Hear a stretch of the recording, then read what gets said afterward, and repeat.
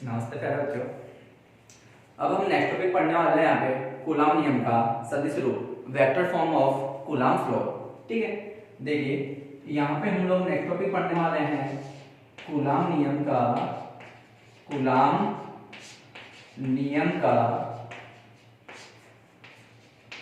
सदिश रूप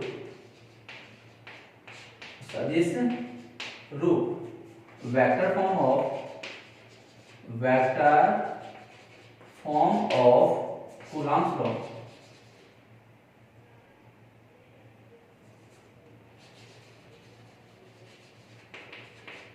coulombs law, vector form of coulombs law. बेटा हमें इस बारे में बात करनी है। ठीक है, तो देखो आप लोगों ने क्या माना कि सर्वप्रथम आप लोगों ने एक मान लिया कि एक ना कोऑर्डिनेट सिस्टम है। ठीक है, आपने सपोज किया कि ये कोई कोऑर्डिनेट सिस्टम है, एक्स वाई कोऑर्डिनेट सिस्टम है, एक्स वाई कोऑर्डिनेट सिस्टम है। ठीक है, और इस कोऑर्डिनेट सिस्टम का ये मूल बिंदु है O। इस एक्स वाई कोऑर्डिनेट सिस्टम में दो चार्ज रखे हुए हैं। पहला चार्ज Q1 रखा हुआ है और दूसरा चार्ज Q2 रखा हुआ है। क्या एक्स वाई कोऑर्डिनेट सिस्टम में दो चार्ज रखे हुए हैं। फर्स्ट चार्ज है Q1, सेकंड चार्ज है Q2। Q1 चार्ज की बिंदु O से स्थिति सदिश R1 वेक्टर है और आवेश Q2 का बिंदु O से स्थिति सदिश R2 वेक्टर है। ओके, अब देखिए बेटा कि यहाँ पे दो सिचुएशंस काम करती हैं। या तो Q1 पर Q2 के कारण बल लग रहा होगा या फिर Q2 पर Q1 के कारण बल लग रहा होगा। ऐसा हो सकता है। ठीक है, तो ये बल कहां से कहां लगेगा कि दो आवेशों पर लगने वाला बल उन दोनों आवेशों को मिलाने वाली रेखा के अनुदिश लगता है। तो ये लगने वाला बल बेटा कुछ इस प्रकार से लग रहा होगा। इन दोनों को मिलाने वाली रेखा तो ये हो गई भाई, इन दोनों को मिलाने वाली रेखा ये हो गई, इन दोनों को मिलाने वाली रेखा ये हो गई। ठीक है, अब इसमें बल देखो किस प्रकार से लग रहा होगा। अगर अपन बात करें कि आवेश Q2 पर Q1 के कारण लगने वाला बल, भाई ये बल ऐसे ही तो आएगा तो ये बल इधर जाएगा। बेटा जिस पे बल लगता है उसको आगे लिखते हैं और जिसके कारण लगता है उसको पीछे लिखते हैं। तो F21 कहां लग रहा होगा, नीचे की ओर, जबकि आवेश Q1 पर Q2 के कारण लगने वाला बल, ये बल बेटा कुछ इस प्रकार से जा रहा होगा। जिस पर बल लगेगा उसको पहले लिखना है। Q1 पर लग रहा है, किसकी वजह से लग रहा है, Q2 की वजह से लग रहा है। तो यहाँ पे अपने पास में दो फोर्स हो गए, F12 और F21। ठीक है, तो देखो बेटा अपन लोगों ने क्या माना कोऑर्डिनेट में कि माना XY कोई कोऑर्डिनेट सिस्टम है जिसमें Q1 व Q2 दो आवेश स्थित है। Q1 का स्थिति सदिश R1 वेक्टर है जबकि Q2 का स्थिति सदिश R2 वेक्टर है। ठीक है बेटा, लैंग्वेज के फॉर्म में लिखना है हमें। तो बेटा क्या लिखोगे, बिल्कुल ध्यान से सुनते चलना। माना XY निर्देशांक तंत्र में Q1 व Q2 आवेश स्थित हैं, जिनके स्थिति सदिश क्रमशः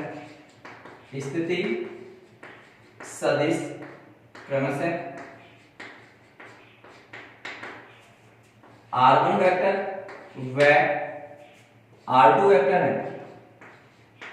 आप लोगों ने जो इनके स्थिति सदिश माने वो R1 वेक्टर हो गया और R2 वेक्टर हो गया। ठीक है, तब बेटा दो पॉसिबिलिटी बनती है, या तो आवेश Q1 पर Q2 बल लगाना होगा या फिर आवेश Q2 पर Q1 बल लगाना होगा। तो अपन पहले वाली सिचुएशन के लिए बात करते हैं। तब आवेश Q1 पर Q2 के कारण लगने वाला बल लगने वाला बल, ये बल बेटा किस प्रकार से काम कर रहा होगा, देखो F किस पे लग रहा है बेटा बल, Q1 पर। भाई जिस पे बल लग रहा है उसको पहले लिखो, जिसके कारण बल लग रहा है उसको बाद में लिखो। कितना हुआ बेटा K Q1 Q2 अपॉन, अब बेटा ये देखो ये बल लग रहा होगा F12, तो बेटा किसकी वजह से लग रहा है, 2 की वजह से। किस पे लग रहा है, 1 पे। तो बेटा इसका जो स्थिति सदिश होगा ना वो कुछ इस प्रकार से जाएगा, ये वाला स्थिति सदिश इस प्रकार से जाएगा, और ये हो जाएगा R कहां से कहां जा रहा है, ये बोलो R 2 से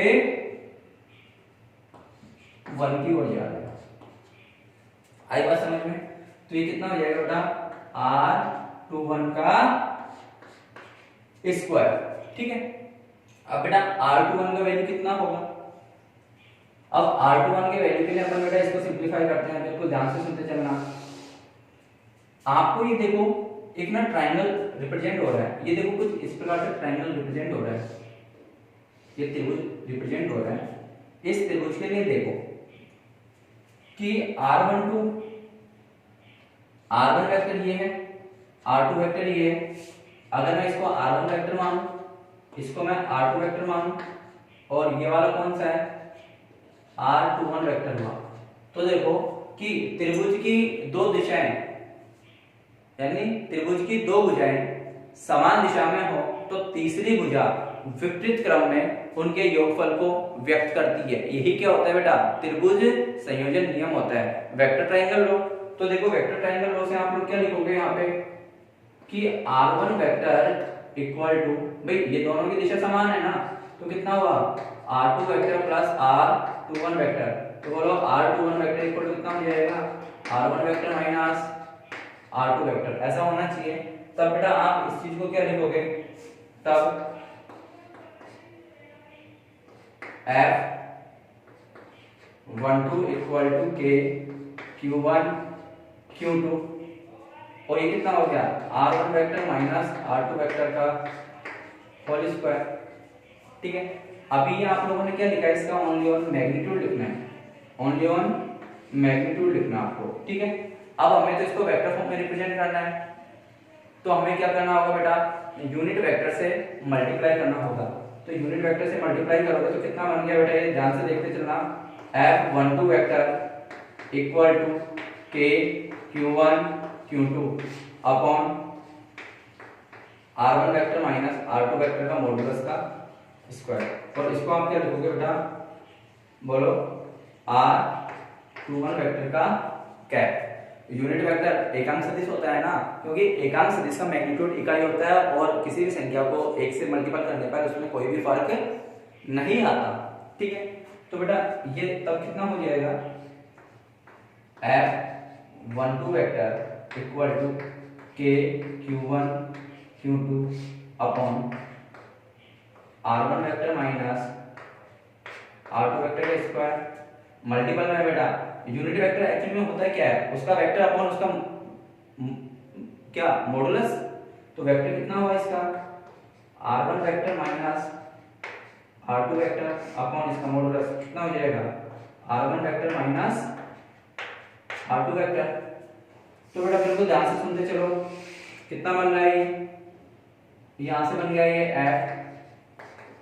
F12 vector equal to K Q1 Q2 R1 vector minus R2 vector upon R1 vector minus R2 vector का होल क्यूब, ठीक है।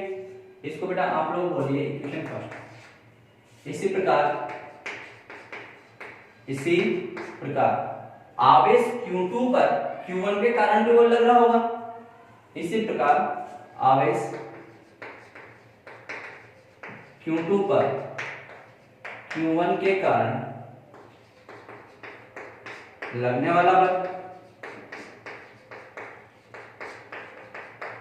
कितना होगा बेटा, ये F21 वेक्टर, अरे भाई दूसरे पे लग रहा है, किसकी वजह से लग रहा है, पहले की वजह से। अभी अपन वेक्टर फॉर्म नहीं लिख रहे, सिर्फ लिख रहे हैं F21 वेक्टर, कितना हो जाएगा बेटा K Q1 Q2 अपॉन, अब ये देखो कि 2 पे फर्स्ट की वजह से लग रहा है, तो बताओ पोजीशन वेक्टर कौन सा आएगा इसका, ये वाला बनना चाहिए ना, ये R12 वेक्टर बनना चाहिए।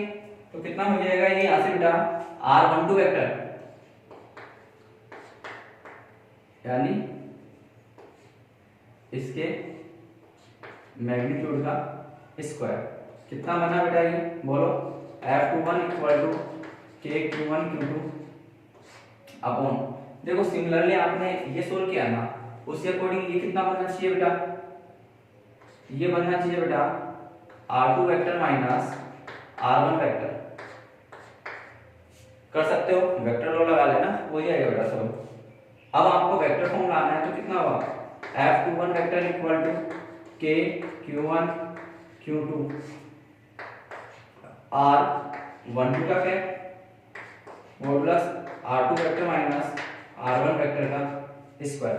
अब देखो बेटा आप इसको सिंपलीफाई कर दो तो क्या होगा बेटा, इसको सिंपलीफाई करने पे वेक्टर अपॉन वेक्टर का मॉडुलस, तो कितना होगा बेटा F21 vector equal to KQ1 Q2 R2 vector minus R1 vector upon R2 vector minus R1 vector का होल क्यूब। यहां से देखो इक्वेशन फर्स्ट और इक्वेशन सेकंड से देखो बेटा बिल्कुल ध्यान से, ये वेक्टर और ये वेक्टर एक दूसरे के क्या डायरेक्शन में अपोजिट है, लेकिन देखो मैग्नीट्यूड तो उतना का उतना मिल रहा है। तब आप क्या बोलोगे, तब F21 vector equal to minus F12 vector. आ रही बात समझ में? इसीलिए कहा जाता है बेटा कि कूलॉम नियम का सदिश रूप न्यूटन के तृतीय नियम की पालना करता है। क्या? कूलॉम नियम का सदिश रूप न्यूटन के तृतीय नियम की पालना करता है। ठीक है बेटा, नोट कीजिए।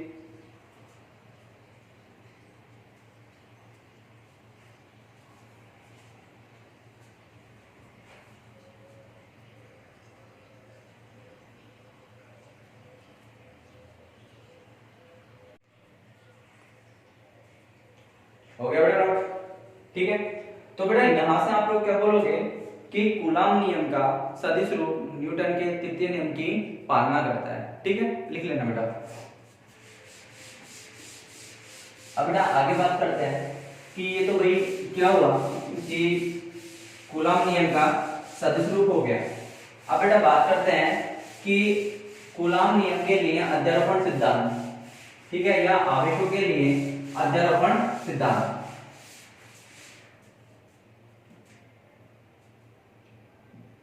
नेक्स्ट हेडिंग है बेटा कूलॉम बलों का अध्यारोपण सिद्धांत। अध्यारोपण सिद्धांत कि कूलॉम बलों का अध्यारोपण सिद्धांत किस प्रकार से काम करता है। क्या? कूलॉम बलों का अध्यारोपण सिद्धांत किस प्रकार से काम करता है। ठीक है, देखिए बेटा आप लोगों ने कोई भी एक चार्ज मान लिया, आप लोगों ने एक कोई चार्ज मान लिया कि ये कोई Q0 चार्ज है। क्या बेटा? Q0 चार्ज है, और इस Q0 चार्ज के आसपास में एक Q1 चार्ज यहाँ पे है, Q2 चार्ज यहाँ है, Q3 चार्ज यहाँ है, Q4 यहाँ है और Qn चार्ज यहाँ पे है। इन सबका सेपरेशन है बेटा R1 है, इसका सेपरेशन इससे R2 है, इससे इसका सेपरेशन R3 है, यहाँ से सेपरेशन R4 है और यहाँ से सेपरेशन बेटा Rn है। तब इस आवेश Q0 पर लगने वाला बल, लगने वाला कुल बल या क्या कुल बल सभी आवेशों के कारण, सभी आवेशों के कारण लगने वाले बलों का सदिश योगफल होता है। ठीक है, तो देखो कि इस Q0 पे लगने वाले बल, सपोज किया मैंने इसकी वजह से इस पे बल लग रहा है F1 वेक्टर, इसकी वजह से इस पे बल लग रहा है F2 वेक्टर, इसकी वजह से इस पे बल लग रहा है F3 वेक्टर, यहां से बल लग रहा है F4 वेक्टर और यहां से बल लग रहा है Fn वेक्टर। तो बेटा इस पे लगने वाला जो F नेट है ना, यानी टोटल फोर्स, वो कितना होगा बेटा F1 vector plus F2 vector plus F3 vector plus F4 vector plus dot dot dot Fn vector. ये बेटा वेक्टर फॉर्म क्या बता रहा है, सदिश बता रहा है। ठीक है, तो आप क्या बताओगे कि इस सिद्धांत अनुसार, इस सिद्धांत अनुसार इस सिद्धांत अनुसार कुल परिणामी बल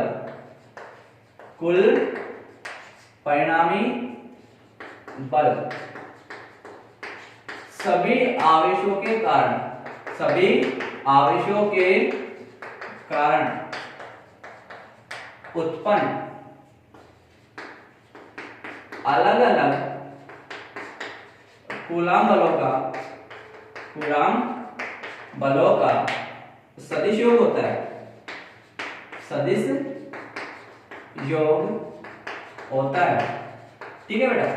अब बेटा बात ये आती है कि किन्हीं भी दो आवेशों पे लगने वाला बल तीसरे आवेश की उपस्थिति पर निर्भर नहीं होता है एवं दो आवेशों के मध्य लगने वाला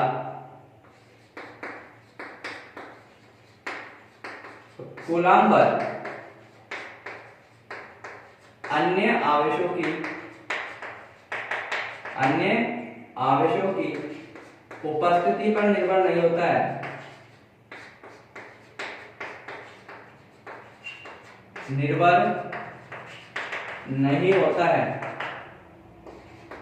ठीक है, ये होता है बेटा अध्यारोपण सिद्धांत। ठीक है, नोट कीजिए बेटा।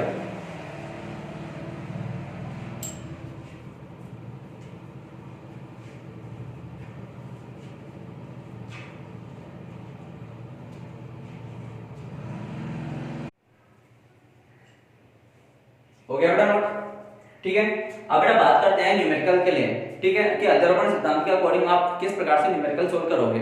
ठीक है, बिल्कुल अच्छे से देखना बेटा।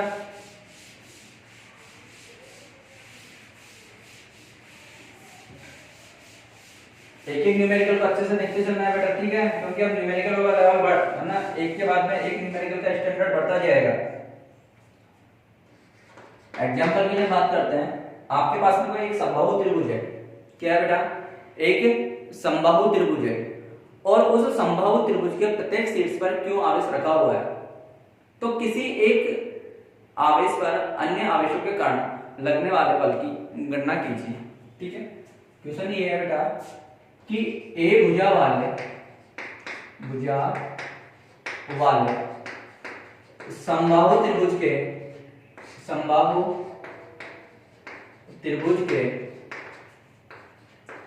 प्रत्येक शीर्ष पर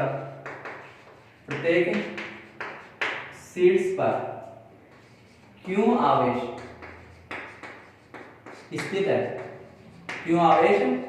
स्थित है, तब किसी एक आवेश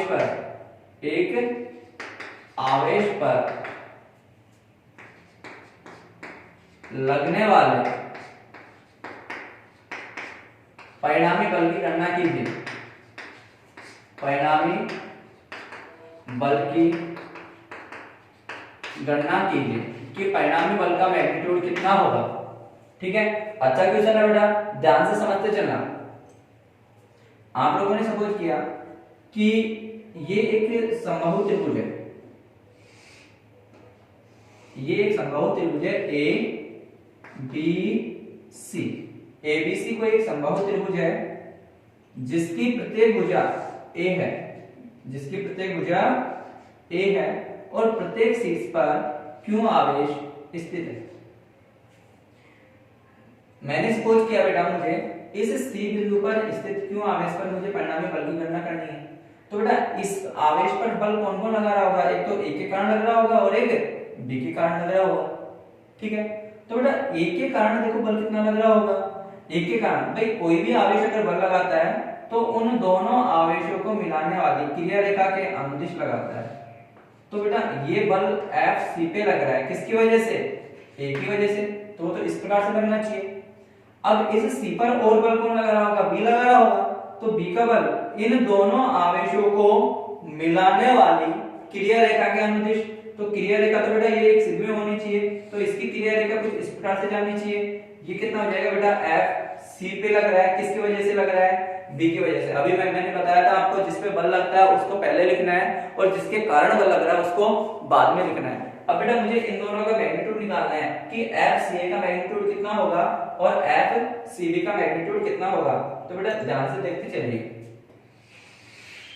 एफ सी ए कितना होगा बेटा, के Q1 Q2 Q into Q square into A square. अब ये देखो कि ये बल कहां से कहां जा रहा है, ए से सी की ओर, ए से सी की ओर, ऐसा लिख सकता हूं।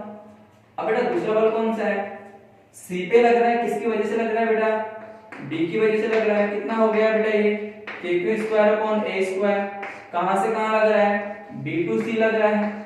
ओके, अब इन दोनों के लिए देखिए बेटा कि कोई भी समबाहु त्रिभुज हो, समबाहु त्रिभुज का प्रत्येक कोण 60 डिग्री का होता है। तो यहाँ पे भी बेटा जो एंगल बनने वाला है इन दोनों बलों के बीच में, अगर भाई ये एंगल 60 डिग्री का है तो ये वाला एंगल भी कितने का होना चाहिए, 60 डिग्री का। क्यों होना चाहिए, क्योंकि शीर्षाभिमुख कोण सदैव समान होते हैं। ठीक है, तो एफ सी बी और एफ सी ए का जो परिणामी बल होगा वो परिणामी बल कुछ इस प्रकार से जाना चाहिए, एफ नेट कुछ इस प्रकार से जाना चाहिए, क्या बिल्कुल जाना चाहिए। तब एफ नेट कितना होना चाहिए बेटा, एफ नेट का जो मैग्नीट्यूड है वो होना चाहिए बेटा root of F C A square plus F C B square plus 2 times of F C A F C B into cos 60, क्योंकि दोनों के बीच का एंगल कितना है, 60 डिग्री। भाई आप लोगों ने सीखा होगा ना वेक्टर में r equal to root of A square plus B square plus 2ab cos theta, वही फॉर्मेट बेटा अप्लाई किया है। अब यहाँ पे ध्यान से सुनो, जितना FCA है उतना FCB है, क्योंकि FCA इक्वल टू FCB, जितना FCA का मैग्नीट्यूड है उतना ही FCB का मैग्नीट्यूड है। तो बेटा आप लोग क्या लिखोगे कि F net equal to root of FCA का स्क्वायर प्लस FCA का स्क्वायर प्लस 2 FCA और cos 60 कितना होता है भाई, 1/2 होता है ना। तो बेटा 2 से 2 कैंसिल आउट हुआ, ये कितना हो गया FCA और FCA स्क्वायर, मतलब रूट ऑफ 3 FCA स्क्वायर। ये बेटा देखो यहां से बन रहा है कि F net equal to root of 3 FCA square, कितना हो जाएगा बेटा ये F net equal to root 3 FCA और CA का वैल्यू कितना है, F net equal to root 3 KQ square upon A square. ये क्या होता है बेटा कि समबाहु त्रिभुज के किसी एक शीर्ष पर लगने वाला परिणामी बल होता है, कितना, F net equal to root 3 KQ square upon A square. Note कीजिए बेटा,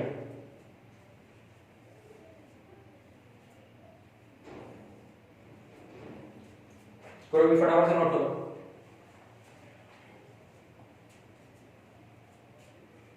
अब यहाँ पे तो समबाहु त्रिभुज माना, नेक्स्ट क्वेश्चन क्या होगा, वर्ग भी माना जा सकता है। एक क्या वर्ग है, वर्ग के प्रत्येक शीर्ष पर क्या रखा हुआ है, क्यू चार्ज रखा हुआ है। तो किसी एक शीर्ष पर लगने वाले परिणामी बल की गणना कीजिए। ठीक है, नेक्स्ट क्वेश्चन ये है, हुआ बेटा नोट, चलो हो गया ना, फटाफट से नोट कर लो। देखते हैं नेक्स्ट क्वेश्चन, देखते हैं बेटा।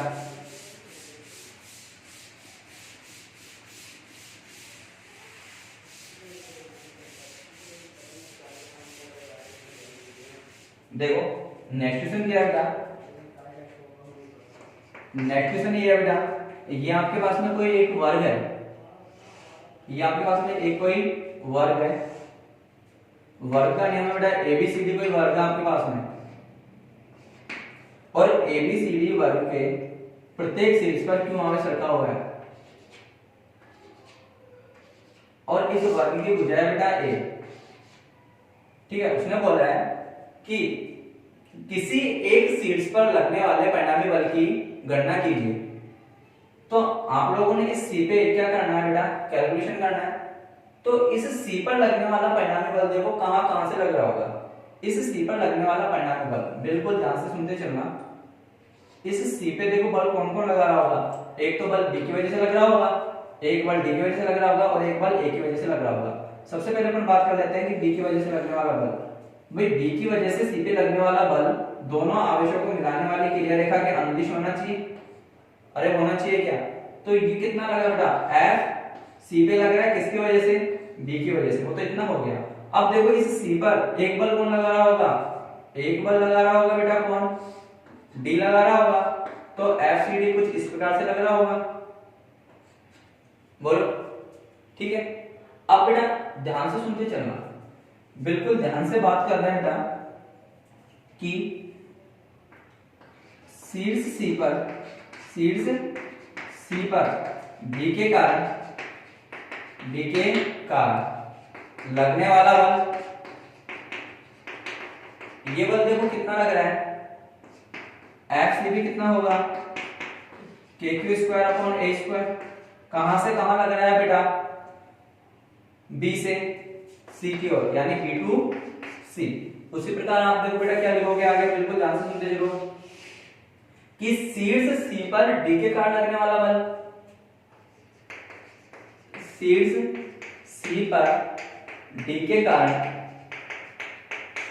लगने वाला बल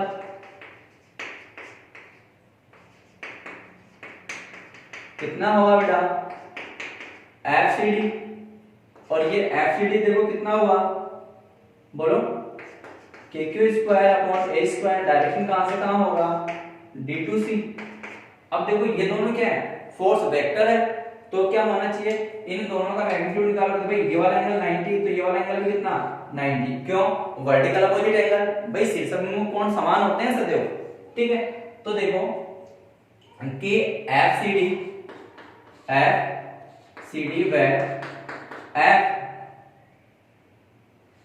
सी बी का परिणाम, ये देखो ये बल और ये बल दोनों समान है, क्योंकि F C D equal to F C B. आप लोगों को पता है कि इनका जो नेट है ना, वो अभी ही निकाल लें। आपको पता है कि अगर दो वेक्टर समान हो और उनके बीच का एंगल 90 डिग्री हो, तो उनका परिणामी कितना होता है, √2a होता है ना, तो √2cb होगा, नहीं होगा इनका। अब देखो कि ये है ना, ये लग गया बेटा कुछ इस प्रकार से, कौन सा, एफ नेट डैश, ये एफ नेट इन दोनों का है। अब देखो बेटा इस सी पर और बल कौन लगा रहा होगा, इस सी पर और बल लगा रहा है ए। यदि बेटा वर्ग की भुजा ए बता रखी हो, तो वर्ग का विकर्ण कितना होता है, यदि वर्ग की भुजा ए बता रखी हो तो वर्ग का विकर्ण होता है √2a। तो बेटा अभी तो बिंदु सी पर ए की वजह से भी तो क्या लग रहा होगा, बल लग रहा होगा। तो ध्यान से सुनिए कि बिंदु सी पर ए के कारण लगने वाला बल, देखो बेटा ये बल कितना लग रहा होगा, एफ सी ए कितना होगा, के क्यू स्क्वायर अपॉन दूरी कितनी है, √2a का होल स्क्वायर, कितना होगा बेटा, F C A equal to K Q square upon 2a square, ठीक है। डायरेक्शन बेटा इसकी कहां से कहां है, ए टू सी होगी, क्योंकि ये बल कहां से कहां लग रहा है, ए से सी की ओर लग रहा है, तो इसका जो डायरेक्शन हुआ वो हुआ बेटा ए टू सी, ठीक है। अब एफ सी ए इस प्रकार से लग रहा है, एफ नेट ऐसे लग रहा है। जब दो बल एक ही दिशा में लगते हैं तो उनका परिणामी बल उनका सदिश योग होता है। तो बेटा आप लोग क्या लिखोगे कि बिंदु सी पर लगने वाला परिणामी बल, बिंदु सी पर लगने वाला परिणामी बल, बिंदु सी पर लगने वाला परिणामी बल। अब ये परिणामी बल कितना हुआ, एफ नेट हुआ, और एफ नेट कितना हो गया बेटा, एफ नेट का डैश प्लस एफ सी कितना हो रहा है बेटा, F net equal to √2 F C कितना था, K Q square upon A square plus ये कितना आया बेटा, के Q square upon 2a square. देखो दोनों से कॉमन क्या आ रहा है बेटा, एफ नेट इक्वल टू दोनों से कॉमन आ गया बेटा, के Q square upon A square, बचा कितना √2 प्लस 1/2। ये क्या होता है कि किसी वर्ग के शीर्ष पर लगने वाला परिणामी बल, ठीक है। ये स्थिति कब है, जब प्रत्येक शीर्ष पर आवेश समान हो और वर्ग की भुजा ए बता रखी हो, ठीक है। नोट कीजिए बेटा।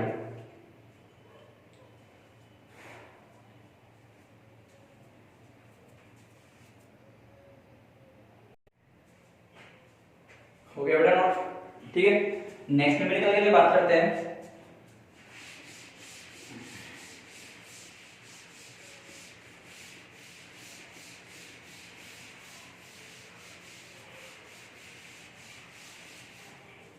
देखो बड़ा अच्छे से सुनना,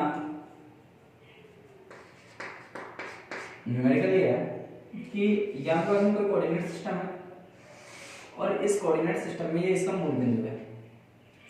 इस मूल बिंदु पर 1 कूलम का कोई चार्ज रखा हुआ है, इधर 1 कूलम है, इधर 8 कूलम है, इधर 27 कूलम है और लास्ट में चलते चलते 1000 कूलम है।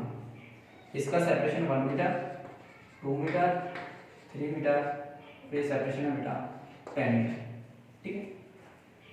क्वेश्चन बेटा ये है कि मूल बिंदु O पर रखे 1 कूलम आवेश पर लगने वाले परिणामी बल की गणना कीजिए। मूल बिंदु A पर रखे हुए A पर स्थित 1 कूलम आवेश पर, 1 कूलम आवेश पर परिणामी बल की गणना कीजिए। बल की गणना कीजिए कि इस पर बल का मैग्नीट्यूड कितना होगा, ठीक है बेटा। बिल्कुल देखो कि ये सभी पॉजिटिव चार्ज है, तो ये सभी पॉजिटिव चार्ज को क्या कर रहे होंगे बेटा, प्रतिकर्षित कर रहे होंगे, इतना तो पता है। यानी सभी की दिशा एक समान है, सभी की दिशा एक समान है, तो क्या होना चाहिए बेटा, सदिश योग होना चाहिए। अगर सदिश योग है, सभी की दिशा समान है, तो मैं सभी को एक दिशा में धनात्मक मान सकता हूं, माना जा सकता है। तो देखो बेटा कि एफ नेट कितना काम कर रहा होगा, एफ नेट काम कर रहा होगा, बिल्कुल ध्यान से सुनते चलना, कि 1 कूलम कितने का, 1 के कान और 1 का स्क्वायर, प्लस के 1 कूलम का फोर्स किसकी वजह से, 8 कूलम की वजह से और 2 का स्क्वायर, प्लस के 1 कूलम पे फोर्स किसकी वजह से, 27 कूलम की वजह से और 3 का स्क्वायर, plus dot dot dot last वाले में क्या होगा बेटा, के 1 कूलम पे फोर्स किसकी वजह से, 1000 कूलम की वजह से अपॉन 10 का स्क्वायर। अब बेटा इसको सिंपलीफाई करते हैं, इसको सिंपलीफाई करते हैं तो देखो कितना हुआ कि एफ नेट इक्वल टू के, कॉमन आ गया सबसे, ये 1 बचा, ये 2 का स्क्वायर 4 से 8 2 टाइम्स डिवाइड, प्लस इसका कितना हुआ 9 से 3 टाइम्स और ये लास्ट में 1000 से 10 टाइम्स। ये क्या है बेटा, 1 से लेकर 10 तक की संख्याओं का समेशन, ठीक है। n प्राकृत संख्याओं का समेशन क्या होता है बेटा, n+1/2। तो बेटा इसके लिए एफ नेट कितना होना चाहिए, बोलो, के समेशन कितना हुआ, n+1/2, 10 प्लस 11/2, कितना हुआ, कैंसिल आउट हुआ 5 टाइम्स, 5 पर घटाना तो कितना हुआ 55 के। इसका आंसर हो गया बेटा, बिल्कुल सिंपल क्वेश्चन था, इसमें कुछ भी नहीं था, नोट कीजिए।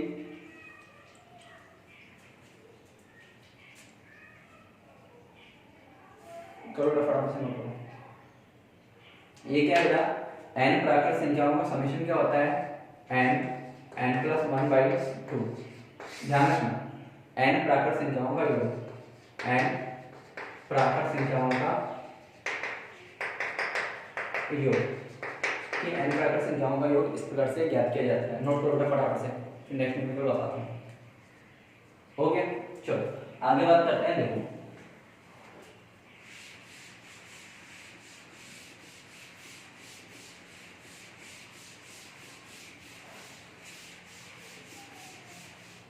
बेटा नेक्स्ट न्यूमेरिकल भी इसी टाइप्स का है, लेकिन उसमें कुछ डाटा अपन ने चेंज किया हुआ है। ये मूल बिंदु है, वापस से 1 कूलम चार्ज रखा हुआ है। अब ध्यान से सुनते चलना, इधर 1 coulomb, -2 coulomb, 3 coulomb, -4 coulomb, up to infinite. ये वाला सेपरेशन है ना बेटा, 1 मीटर, 2 मीटर, 3 मीटर, 4 मीटर, आपको इनफाइनाइट तक जाता है बेटा। अब इसने पूछा है कि मूल बिंदु पर स्थित 1 कूलम आवेश पर परिणामी बल की गणना कीजिए। ठीक है, तो देखो मूल बिंदु पर स्थित क्वेश्चन ये बेटा, मूल बिंदु पर स्थित स्थित 1 कूलम आवेश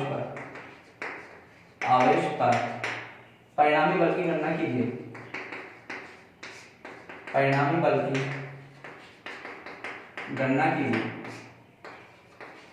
कि परिणामी बल का मैग्नीट्यूड कितना होगा। ठीक है, अब बेटा देखो ये वाला चार्ज पॉजिटिव, ये पॉजिटिव के बीच में प्रतिक्षण होगा। मान लिया कि प्रतिक्षण इस प्रकार से काम कर रहा होगा, लेकिन पॉजिटिव नेगेटिव के बीच में अट्रैक्शन, यानी इसकी दिशा इस प्रकार से, इसकी दिशा इस प्रकार से और इसकी दिशा इस प्रकार से, मतलब एक पॉजिटिव में लेना है और एक नेगेटिव में लेना है। क्योंकि भाई सदिश योग करोगे तो सदिश योग इस दिशा को इधर चेंज करोगे तो क्या लोगे, माइनस का साइन लोगे ना। तो देखो बेटा एफ नेट कितना हुआ, अपन सॉल्यूशन कर रहे हैं, तो देखो बेटा एफ नेट कितना हो जाएगा कि 1 कूलम 1 की वजह से 1 का स्क्वायर।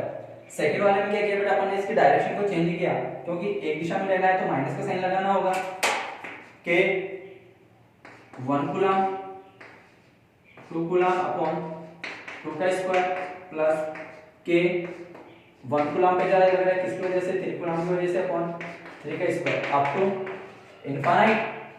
ठीक है बेटा, इसको सिंपलीफाई करोगे तो देखो ये कितना बनने वाला है कि एफ नेट इक्वल टू, देखो के तो सबसे कॉमन आ गया, कितना बचा 1, 2 से 2 तो 1/2 प्लस 1/3 माइनस 1/4 पे बच रहा होगा अप टू इनफाइनाइट। बेटा ये क्या है, सीक्वेंस है, ये क्या सीक्वेंस है।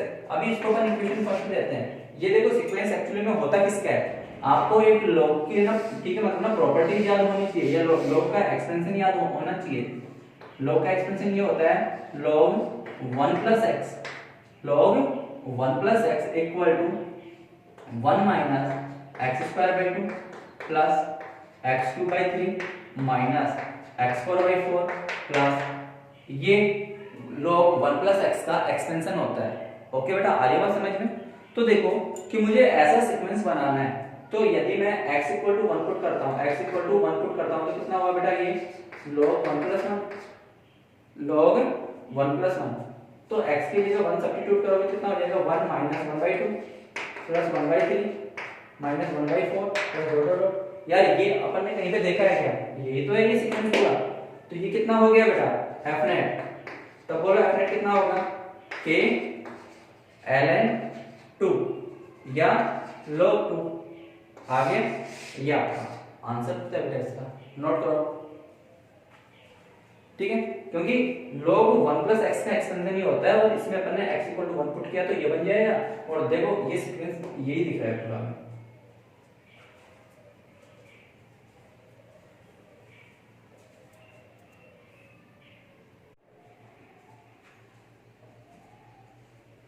नमस्ते प्यारे बच्चों, देखिए आज हम यहाँ पे सीखने वाले हैं न्यूमेरिकल प्रॉब्लम। ठीक है, ये न्यूमेरिकल प्रॉब्लम है इलेक्ट्रोस्टैटिक फोर्स पे बेस। ठीक है, कि इलेक्ट्रोस्टैटिक फोर्स के बेसिस पे जो न्यूमेरिकल बनते हैं उनको किस प्रकार से डील किया जाता है। ठीक है, तो चलो अपन अभी सिंपल न्यूमेरिकल से स्टार्ट करते हैं। ठीक है, देखो बेटा न्यूमेरिकल ये है कि आपके पास में ये कोई एक लाइन है, आपके पास में कोई लाइन है, इस लाइन पे दो चार्ज रखे हुए हैं। एक चार्ज यहां पे रखा हुआ है 2 कूलम, और एक चार्ज यहां पे रखा हुआ है 4 कूलम। ठीक है, 2 कूलम का मास है 3 kg और इसका मास है 6 kg। ओके, इसने बोला है कि भाई इन दोनों के बीच में क्या होगा, प्रतिक्षण बल होगा, क्योंकि दोनों क्या है, पॉजिटिव चार्ज है। अगर दोनों पॉजिटिव चार्ज है तो इनमें प्रतिक्षण होगा तो ये बेटा दूर भगेंगे। उस स्थिति में ये वाला चार्ज यहां से मूव करके पहुंच जाता है यहां पे, और ये चलता है यहां से यहां तक पहुंचने में 10 सेंटीमीटर। कितना चल रहा है बेटा, 10 सेंटीमीटर मूव कर रहा है। तो बताइए कि ये वाला चार्ज है 2 कूलम का चार्ज, वो कितना सेपरेशन पे जाएगा, ये 2 कूलम वाला चार्ज कितना सेपरेशन पे जाके पहुंचेगा। तो बेटा ध्यान से सुनिए, देखो कि मैंने आपको बताया कि जो इलेक्ट्रोस्टैटिक फोर्स है वो कैसा है बेटा, संरक्षित टाइप का है, और जहां भी संरक्षित टाइप के फोर्स आए वहां पे क्या होना चाहिए, summation of F equal to 0। अगर summation of F equal to 0 होगा तो बेटा संवेग संरक्षण नियम लागू होना चाहिए। क्या, संवेग संरक्षण नियम लागू होना चाहिए, और बेटा संवेग संरक्षण के अकॉर्डिंग क्या बनना चाहिए, m1v1 plus m2v2, m1v1 plus m2v2 equal to 0। तो बेटा देखो वेलोसिटी है, लेकिन ये तो सेपरेशन चल रहा है, तो वेलोसिटी क्या होती है, डिस्टेंस अपॉन टाइम। तो आप बेटा इसको क्या लिखोगे कि संवेग संरक्षण से, संवेग संरक्षण से, अब बेटा संवेग संरक्षण से क्या लिखा जा सकता है कि m1v1 equal to m2v2, m1v1 equal to m2v2, या फिर आप लोग लिखना चाहो तो लिख सकते हो m1x1 इक्वल टू m2x2। ठीक है, m1 देखो इसको मान लो बेटा 2 kg, ये कितना है x सेंटीमीटर, ये कितना हुआ बेटा 6 kg, और ये कितना चला 10 सेंटीमीटर। ठीक है, ये कितने टाइम कैंसिल आउट हुआ 3 टाइम्स, तो x इक्वल टू कितना हो जाएगा 30 सेंटीमीटर मूव करेगा ये चार्ज। कितना मूव करेगा बेटा 30 सेंटीमीटर मूव करेगा ये चार्ज। आ रही बात समझ में? तो इस अकॉर्डिंग भी आप बता सकते हो। अब बेटा बात की जाती है नेक्स्ट न्यूमेरिकल के लिए। नेक्स्ट न्यूमेरिकल ये बेटा कि आपके पास में कोई चार्ज है, आपके पास में कोई चार्ज है, आपके पास में ये कोई चार्ज है बेटा minus of Q, minus of Q charge है, और माइनस ऑफ क्यू चार्ज के इस वृत्ताकार पथ में कोई प्लस क्यू आवेश चक्कर लगा रहा है। क्या, ये सेंटर पे माइनस क्यू आवेश रखा हुआ है और इसके चारों ओर एक प्लस क्यू आवेश घूम रहा है। तो इस प्लस क्यू आवेश को एक चक्कर पूरा करने में कितना समय लगेगा? आ रही बात समझ में? आपको क्या निकालना है बेटा, टाइम पीरियड, यानी इसका आवर्तकाल निकालना है कि इस प्लस क्यू आवेश को इसके चारों तरफ घूमने में कितना समय लगेगा। अब देखो बेटा ये केस कौन सा आ गया, ये केस कौन सा है, सर्कुलर मोशन का केस बन गया। सर्कुलर मोशन में क्या था बेटा, सर्कुलर मोशन में मैंने आप लोगों को समझा रखा है कि centripetal force equal to centrifugal force, यानी अभिकेंद्रीय बल और अपकेंद्रीय बल समान होंगे। मैंने बेटा आप लोगों को बता रखा है कि mv² अपॉन r वो तो कहां लगेगा, सेंटर की ओर, जबकि सेंट्रीफ्यूगल फोर्स है वो बाहर लगेगा। लेकिन यहाँ पे सेंट्रीफ्यूगल फोर्स कौन देगा, इलेक्ट्रोस्टैटिक फोर्स देगा। तो देखिए कि आप लोग इस सिचुएशन से क्या लिखोगे कि भाई सेंटर की तरफ तो क्या लग रहा होगा, बोलो, सेंटर की तरफ लग रहा होगा इधर क्या, mv² अपॉन r, क्योंकि जहां चार्ज होगा वहां मास भी होगा कुछ न कुछ, तो कंफर्म है। जबकि बाहर की तरफ क्या लग रहा होगा बेटा, बाहर की तरफ लग रहा होगा कूलम्ब फोर्स, और कूलम्ब फोर्स कितना होगा kq² अपॉन, भाई इसका रेडियस भी मानना होगा ना, अगर ये सर्कुलर ट्रैक में है तो कितना होगा kq² अपॉन r²। तो देखो कि क्या बनना चाहिए कि mv² upon r equal to kq² upon r²। अब देखो बेटा बात क्या है कि r से एक r कैंसिल आउट हुआ, ठीक है। आपको देखो बेटा क्या निकालना है, आपको यहां से v² इक्वल टू कितना बनना चाहिए बेटा, kq² अपॉन m, तो v इक्वल टू कितना हुआ रूट kq² अपॉन m। आप लोग मुझे बताइए कि रिवॉल्यूशन टाइम किस अकॉर्डिंग निकाला जाता है। रिवॉल्यूशन टाइम क्या होता है कि इसके द्वारा कि टोटल सेपरेशन ये कितना चला, टोटल सेपरेशन कितना चला बेटा 2 पाई r, और एक आर ये बचा होगा कितना चला 2 पाई r अपॉन उसका वेलोसिटी, उसका वेलोसिटी। तो देखो t इक्वल टू कितना हुआ 2 पाई r, बेटा v पर जाएगा तो कितना हुआ root rm upon kq²। Note कीजिए बेटा, ये क्या हो गया बेटा, इसका रिवॉल्यूशन टाइम हो गया। जल्दी से नोट करो।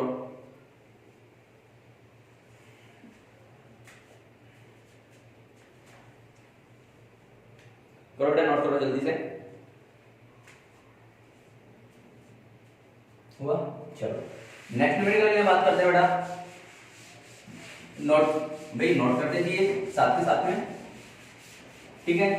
क्योंकि मैं डायरेक्टली बता रहा हूँ, मैं लैंग्वेज नहीं बता रहा था।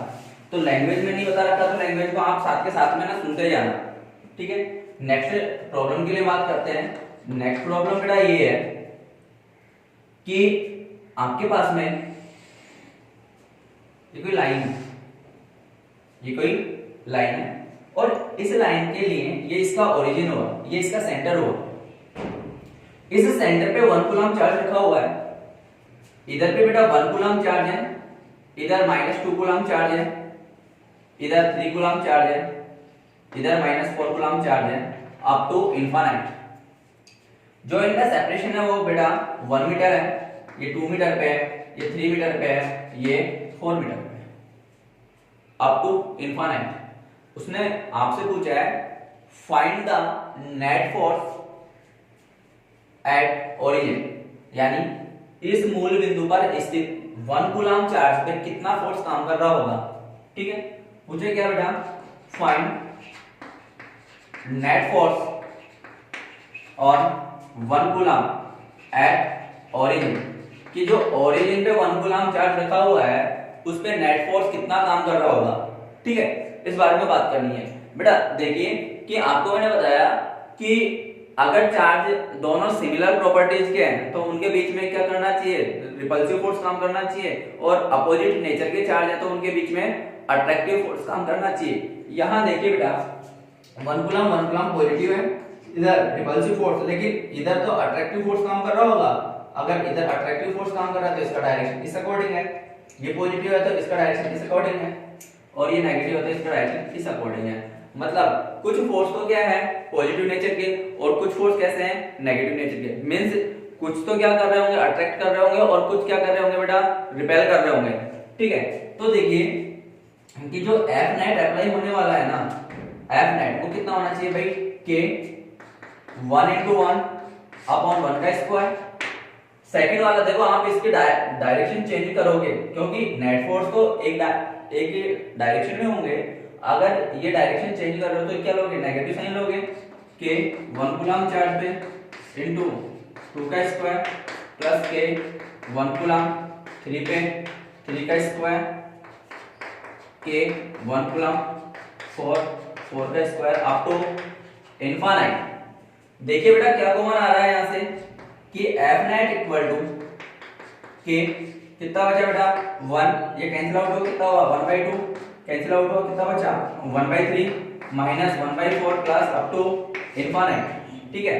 बेटा ये देखो ये क्या है बेटा, एक सीरीज बन रही है। ये किसकी सीरीज बन रही है इस बारे में हमें बात करनी है। बेटा आप लोगों ने देखा होगा लॉग का एक्सपेंशन देखा होगा, log 1 + x का एक्सपेंशन। चलो log 1 + x के एक्सपेंशन के लिए बात करते हैं। आप लोगों को मालूम होना चाहिए कि log 1 + x का एक्सपेंशन क्या होता है बेटा, log 1 + x का एक्सपेंशन होता है x - x² 2 plus x³ 3 minus x4/4 up to infinite, ठीक है? अब बेटा अपन यहाँ पे सपोज कर रहे हैं x = 1, ठीक है?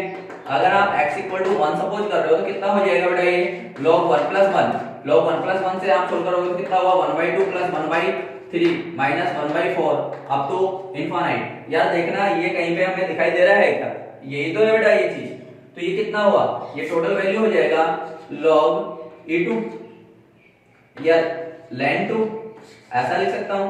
तो बताइए कि ये नेट फोर्स क्या होना चाहिए, तब ये नेट फोर्स होना चाहिए F net equal to K ln 2।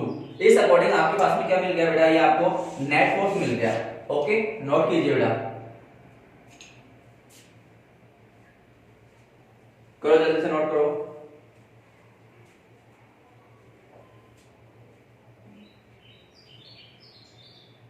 हुआ?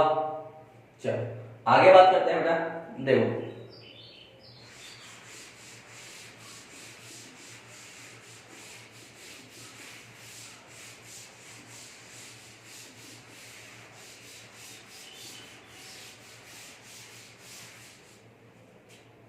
नेक्स्ट न्यूमेरिकल में बेटा आप इसी को मॉडिफाई कर दो थोड़ा सा। अब आपने क्या किया कि यही फोर्स एक x कोऑर्डिनेट के लिए सपोज किया और एक y कोऑर्डिनेट के लिए सपोज किया, ठीक है। यानी ये ओरिजिन है बेटा और इसमें तो 1 कूलम चार्ज है, ठीक है। सिमिलरली आपने इस केस को कुछ इस अकॉर्डिंग सोल्व कर दिया, 1 coulomb -2 coulomb 3 coulomb -4 coulomb up to infinite. ये सेपरेशन हुआ 1 मीटर 2 मीटर, ये 3 मीटर पे, ये 4 मीटर पे अप टू इनफाइनाइट। ये बेटा x कोऑर्डिनेट के अलोंग चल रहा है। अगर अपन बात करना चाहें कि अगर ये y कोऑर्डिनेट के अलोंग भी यही वैल्यू होता तो आप किस अकॉर्डिंग सोल्व करते? 1 coulomb -2 coulomb 3 coulomb -4 coulomb up to infinite. और जो इनका सेपरेशन है वो कितना है बेटा? 1 metre 2 metre 3 metre 4 metre. Find the net force at origin, यानी इस ओरिजिन पे नेट फोर्स का वैल्यू कितना होगा, ठीक है। Find the net force, find the net force eight 1 coulomb on origin, यानी जो ओरिजिन पे 1 कूलम चार्ज रखा हुआ है उस पे नेट फोर्स कितना काम कर रहा है। बेटा ये वाला सॉल्यूशन तो देखो अभी अपन ने देखा कि इस एक्स एक्सिस पे जो फोर्स काम कर रहा है नेट फोर्स को कितना निकाला बेटा अपन ने कि ln2 निकाला। अभी देखो ये का ये देखो सिमेट्री, ये सिमेट्री है बेटा भाई, जितना वैल्यू ये सिमिलर है उतना ही ये सिमिलर है। तो बेटा y कोऑर्डिनेट पे भी कितना फोर्स काम करना चाहिए कि ln2 फोर्स काम करना चाहिए, बोलो। अब देखिए कि दोनों फोर्स क्या है बेटा? परपेंडिकुलर टू ईच अदर, दोनों फोर्स एक दूसरे के लंबवत है और मैग्नीट्यूड में भी इक्वल है। क्या मैग्नीट्यूड में भी इक्वल है? अगर दोनों फोर्स मैग्नीट्यूड में इक्वल है तो बेटा एफ नेट कितना काम करना चाहिए?